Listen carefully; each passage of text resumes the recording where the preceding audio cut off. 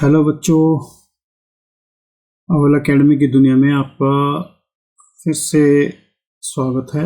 आज हम करेंगे ICSE class 8। Subject is physics, chapter is 4, chapter name is energy.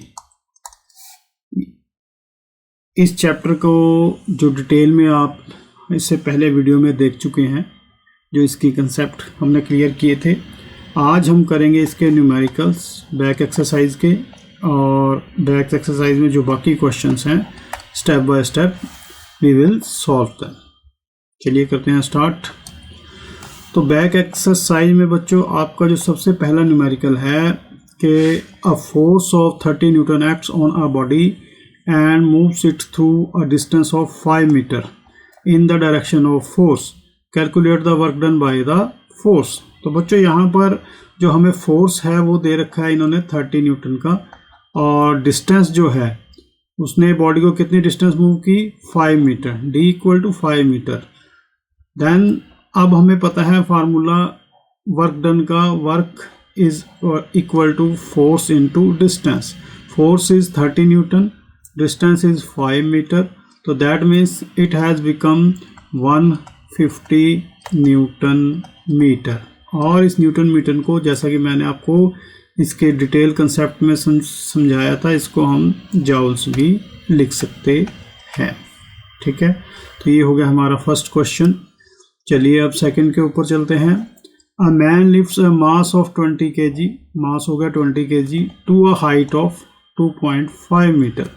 तो वो जो है मास किसी मैन जो है किसी मास को 2.5 मीटर तक की हाइट पर उठा सकता है। Assuming that the force of gravity G on 1 kg mass is 10 Newton, find the work done by the man. Right, तो फोर्स के लिए मास इंटू ग्रेविटी होता है G। तो फोर्स हो गया हमारे यहाँ पर 20 kg इंटू ग्रेविटी जो दी है उन्होंने 1 kg मास के लिए 10 न्यूटन पर किलोग्राम दी है। तो हम इसको मल्टीप्लाई कर देंगे 20 kg into 10 newton per kilogram से, तो ये बन गया हमारा total 200 newton. 20 into 10 is equal to 200 newton. तो डिस्टेंस कितनी है या हाइट, इसको हाइट को d भी कह सकते हैं हम। तो d is equal to 2.5 metre. तो work done again similar formula, force into distance 200 into 2.5 m। यहाँ से हमने डेसिमल हटाया तो ये इसके नीचे आ गया डिनोमिनेटर 25/10। तो this cancelled with this, zero cancel with this, तो ये अगेन, तो ये आ गया यहाँ पर हमारा 25 2 जा 50, एक जीरो आ गई, तो newton metre. Hence we can write it, also write it in as joule, 500 joule. Right, चलिए next. A body when acted upon by a force of 10 kgf, kilogram force, जब किसी बॉडी के ऊपर 10 किलोग्राम फोर्स लगता है तो ये कितनी डिस्टेंस मूव कर जाती है 0.5 इन द डायरेक्शन ऑफ फोर्स। जिस तरफ फोर्स लगाया उस तरफ मूव कर जाती है। मान लो हमने फोर्स जो है इस तरफ लगाया तो इस तरफ जाएगी, इस तरफ लगाया तो इस तरफ जाएगी। ठीक है, डायरेक्शन ऑफ फोर्स का मतलब ये है। Find the work done by the force, force के द्वारा कितना वर्क डन किया गया देखना है। 1 kgf, take 1 kgf is equal to 10 newton. तो बच्चों यहाँ से हमने लेना है force is equal to 10 kgf, ये किसके बराबर है 10 न्यूटन के। तो फोर्स हमारा ये था 10 kgf, ये कितने न्यूटन के इक्वल है 10 न्यूटन के, यहाँ पे दिया है तो दोनों मल्टीप्लाई हो गए, तो हमारे पास टोटल फोर्स कितना बन गया 100 न्यूटन का। डिस्टेंस दिया है हमें 0.5। फार्मूला लगाना है बच्चों, W work is equal to force into distance. Distance sorry force is 100 newton, distance is 0.5। इसको हमने सॉल्व किया तो हमें मिला वही 50 joule. Right, this is your third question. चलिए नेक्स्ट। सो नेक्स्ट में क्या कह रहा है बच्चों के two bodies of same masses are placed at height h। Same masses की टू बॉडी हैं, उनको प्लेस किया जाता है, हाइट अलग अलग है h and 2h। Compare there gravitational potential energy. तो ग्रेविटेशनल पोटेंशियल एनर्जी जैसा कि हमने अपने पहले वीडियो में एक्सप्लेन किया था, this is equal to mgs, where m is mass, g acceleration due to gravity, h is height, right.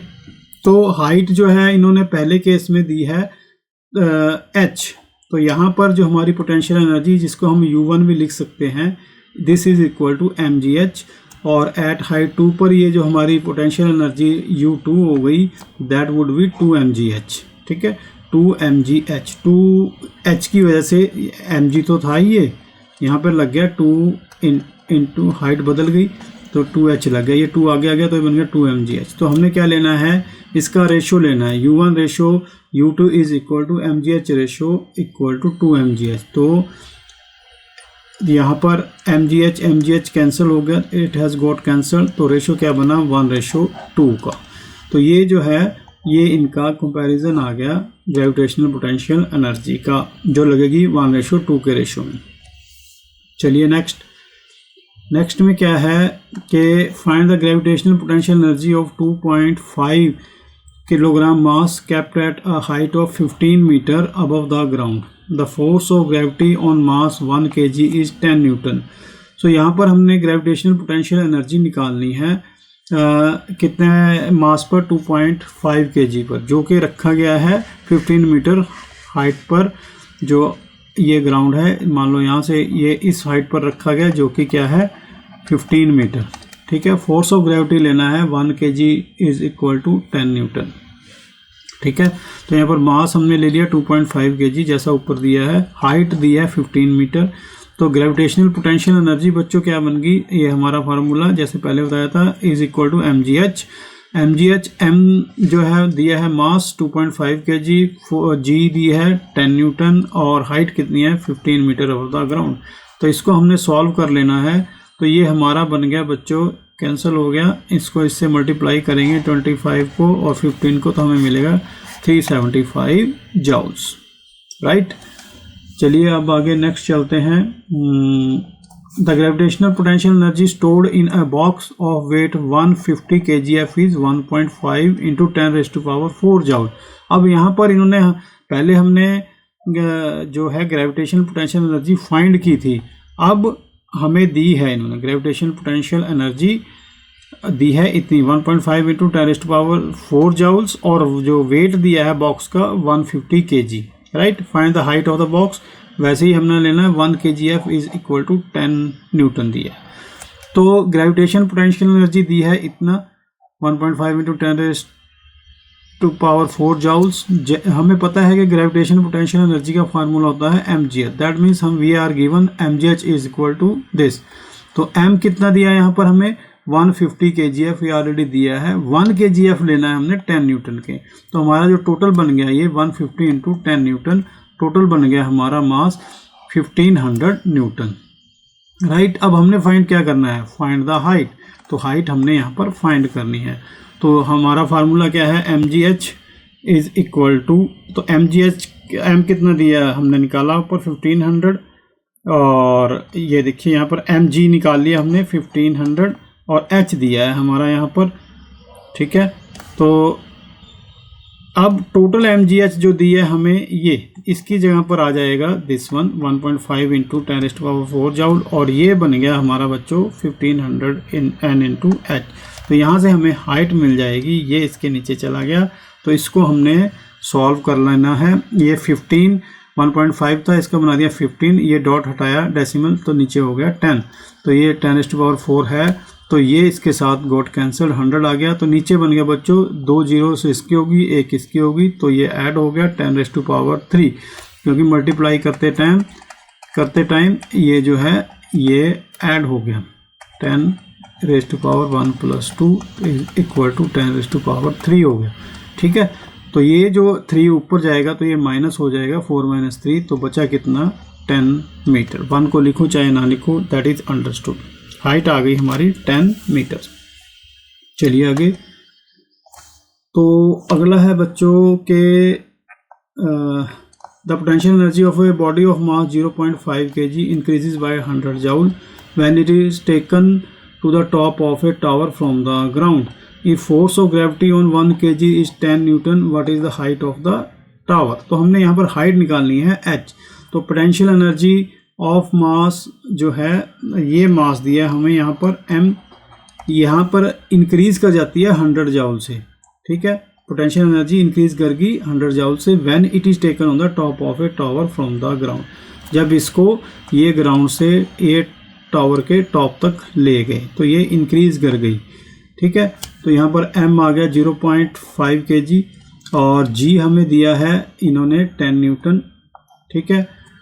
तो h1 से जो है h2 पर चली गई, ठीक है। तो यानी h1 पे क्या थी 0, यहाँ पर जो h2 पर जाकर कितनी बन गई ये 100, ठीक है। तो यहाँ पर देखना है इंक्रीज इन पोटेंशियल एनर्जी। तो जो h2 पर, मतलब ये ग्राउंड पर थी h1, यहाँ पर जाकर बन गई h2, यहाँ पर थी 0, ठीक है। तो यहाँ पर देखें कितनी बनी, तो यहाँ पर बन गई जो ग्राउंड वाली रहेगी mgh1, यहाँ पर रही mgh2, ठीक है। तो इसमें से इसको हम माइनस करेंगे तो ऐसे हमें जो है इंक्रीज मिल जाएगा। तो इसमें जो mg दोनों में है तो ये कॉमन आ गया, mgh2 माइनस h1 रहेगा अंदर। तो यहाँ पर जो इंक्रीज थी बच्चों कितनी है 100 जाउल, इस इंक्रीज की जगह लिख देंगे हम 100 जाउल्स, और जो m है 0.5 है इंटू 10, राइट। यहाँ पर ये 10 हमने ऊपर नहीं किया, चाहे यहाँ पे कर देते g को mg, तो ये हो गया इंटू 10 gh2 माइनस h1। तो इसको हमने सॉल्व कर लिया, 5/10 इसका डेसिमल हटाया तो ये इससे got cancelled. h2 minus h1 कितना रह गया बच्चों 100, और ये 5 जो है इसके नीचे आ गया, ठीक है। तो 5 जहाँ पे यहाँ पे ये कैंसिल हो गया ये। तो h2 माइनस h1 कितनी है, अब हमारी h1 यहाँ पर 0 थी, तो h2 minus 0 equal to 20 metre. तो यहाँ पर h2 आ गया हमारा 20 मीटर। ध्यान से करना है, it is a good question, examination point of view से ये अच्छा क्वेश्चन है।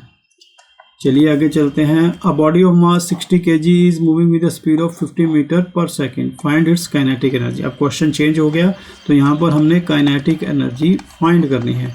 तो मास 60 kg, स्पीड जो है इतनी v, वेलोसिटी स्पीड 50 मीटर पर सेकेंड। तो काइनेटिक एनर्जी का फार्मूला रटना है, kinetic energy is equal to half mv square, half into m, mass 60 हो गया, v हो गया 50 का स्क्वायर, राइट।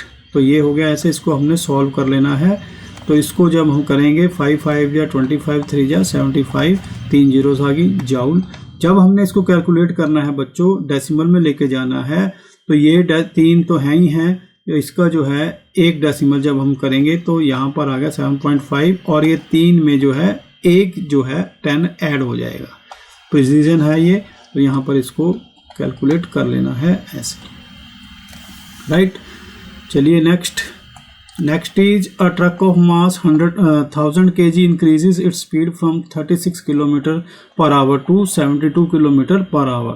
तो 1000 किलो का जो ट्रक है वो अपनी स्पीड बढ़ा देता है 36 किलोमीटर पर आवर से 72 किलोमीटर पर our. Find the increase in kinetic energy. तो यहाँ पर मास डायरेक्टली दिया है 1000 kg, वेलोसिटी पहली स्पीड कितनी थी उसकी v1 36 किलोमीटर पर आवर। तो बच्चों इसको हम मीटर पर सेकंड में चेंज कर लेंगे, ठीक है। तो 36 को जब भी हम किलोमीटर पर आवर को मीटर पर सेकंड में चेंज करते हैं तो आपने उसको मल्टीप्लाई कर देना 5/18 से, ठीक है। ये शॉर्टकट है, 18 2 जा 36 हो गया, 5 2 जा 10 मीटर पर सेकंड आ गया ये यहाँ पर। ऐसे ही v2 को चेंज कर लेना हमने 5 मीटर पर सेकंड में 5/18 से मल्टीप्लाई करके। तो 18 4 जा 72 हो गया, 4 5 जा 20 मीटर पर सेकंड ये आ गया आपका, राइट। तो 20 मीटर पर सेकंड यहाँ पर ये कर लेना, ठीक है। तो इंक्रीज इन काइनेटिक एनर्जी, जो स्पीड यहाँ बढ़ी उसमें से पहले वाली को माइनस कर देना, half mv square mv2 square minus half mv1 square हो गया। तो हाफ m जो है कॉमन आ गया, v2 square minus v1 square अंदर रह गया। तो v2 कितना निकाला था हमने 10, और V1 कितना, सॉरी V2 कितना निकाला था 20, V1 निकाला था हमने 10। तो इसको कर देंगे 20 जा 400 हो गया, 10 जा 100 हो गया। तो इसमें से माइनस करके रह गया 300। तो इसको हमने कैलकुलेट कर लेना है, half into m, half into 1000, यहाँ पर 500 आ गया, 2 को इससे कैंसिल करके।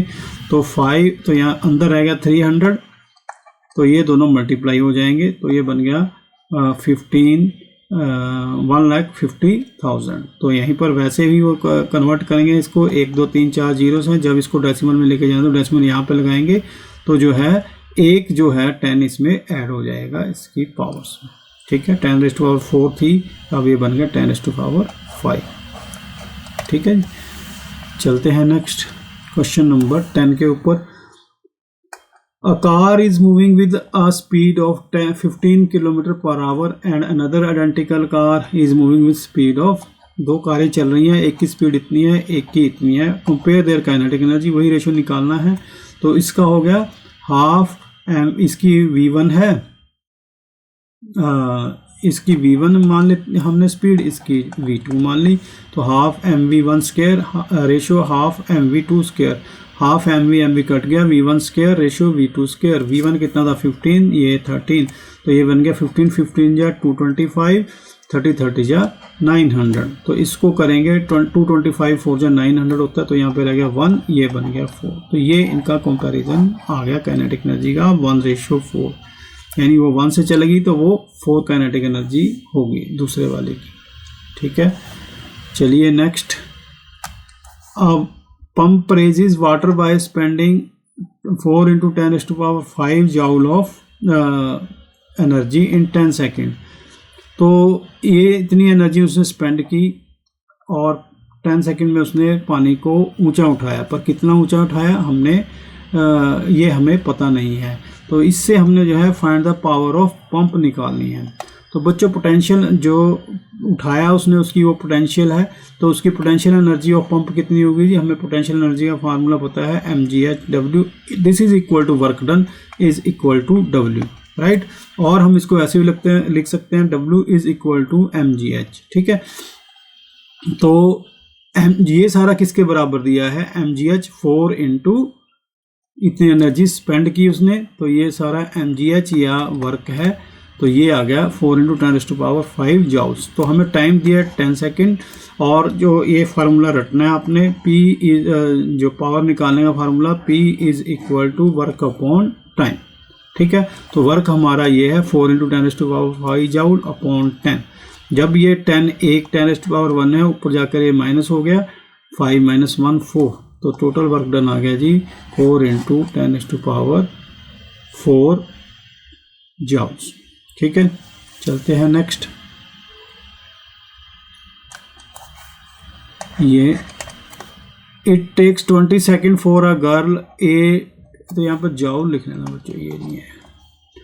It takes 20 second for a girl to climb up the stairs while girl B takes. तो कुछ गर्ल ए जो है कुछ सीढ़ियों को 20 सेकेंड में चढ़ती है, और गर्ल बी जो है 15 सेकेंड में उन्हीं सीढ़ियों को चढ़ती है।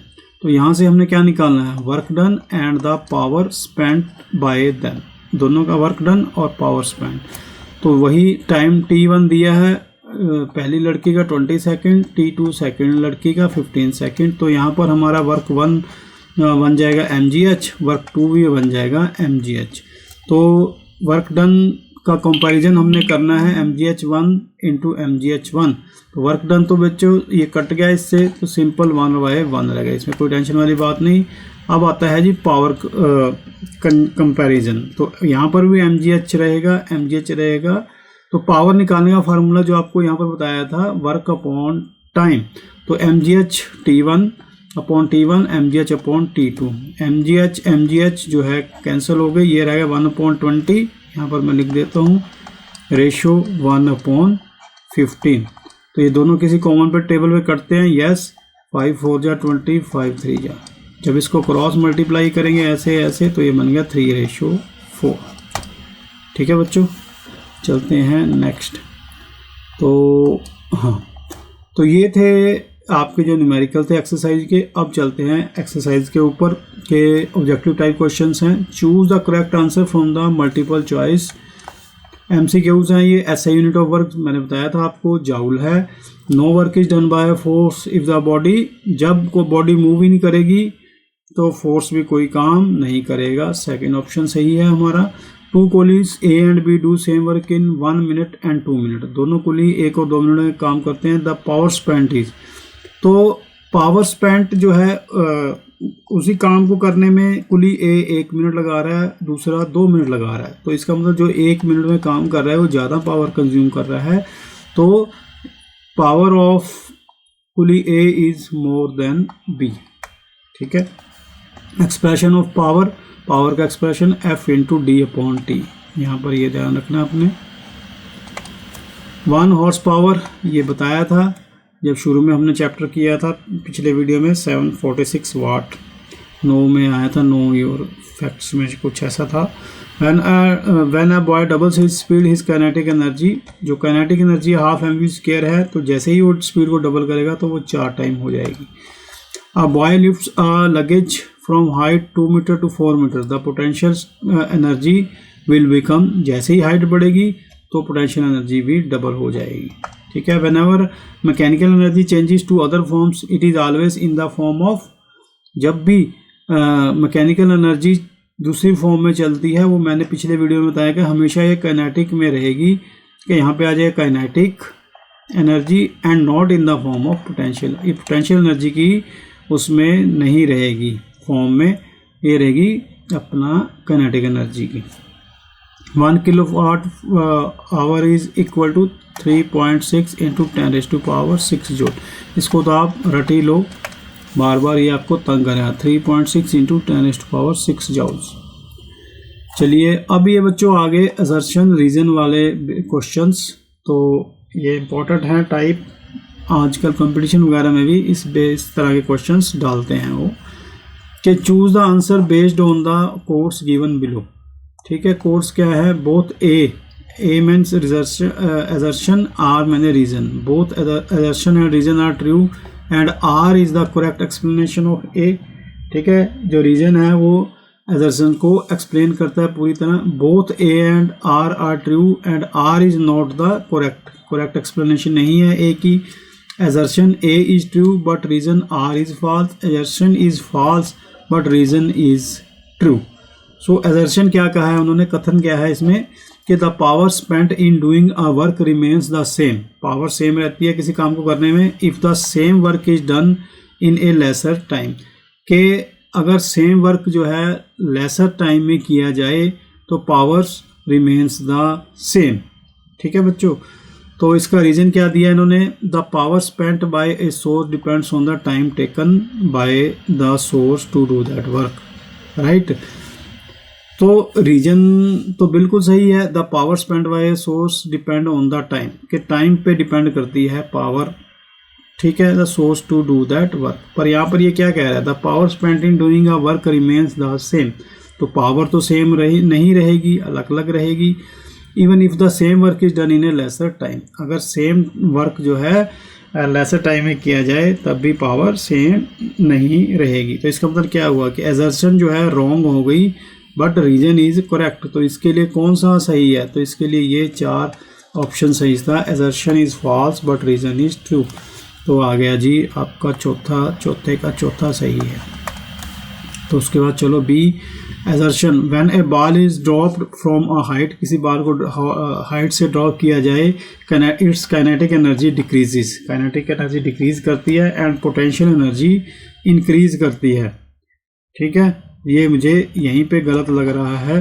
चलो रीजन देखते हैं। The total mechanical energy remains conserved during the fall, यहाँ पर जो टोटल एनर्जी रिमेन्स कंजर्व्ड रहेगी, energy can neither be created not destroyed, law of conservation of energy if we ignore the air resistance को, हम friction को ignore कर दें तो टोटल जो है मैकेनिकल एनर्जी कंजर्व्ड रहेगी। तो ये ठीक है, रीजन ठीक है but assertion is not correct. तो इसका मतलब इसका भी चौथे का चौथा रहेगा।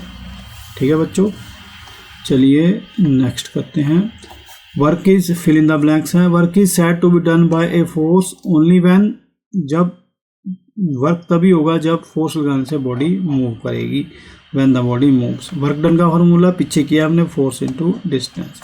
The energy of a body is its capacity to do the work. SI unit of energy joule. The potential energy of a body is due to its state of rest. Potential energy क्यों होती है, जैसे मैंने पिछले video में बताया था, due to state of rest और पोजीशन। काइनेटिक एनर्जी हमेशा मोशन की वजह से रहेगी, स्टेट ऑफ मोशन।